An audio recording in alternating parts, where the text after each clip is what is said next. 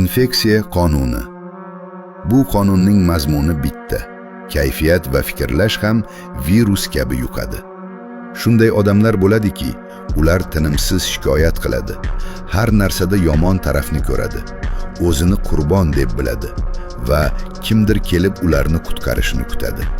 Ular aslida senga nisbatan yaxshi niyatli bo'lish ham mumkin. Lekin yonida yursang, asta-sekin energiyangni, motivatsiyangni, fokusni yo'qota boshlaysan.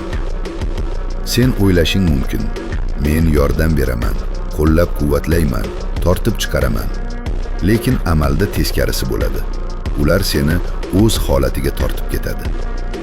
Startapda esa bitta infeksiya, shubha, nolish, qo'rquv butun jamoaning tezligini pasaytiradi. Muhimi, bu kibr emas. Bu shafqatsizlik ham emas. Bu odamlarni tashlab ket degani ham emas. Bu o'zingni himoya qilish. Qonun baxtsizlarni yomon ko'r demaydi. U shuni aytadi: ularning muammosida yashama, ularning fikrlashini o'zingniki qilib olma.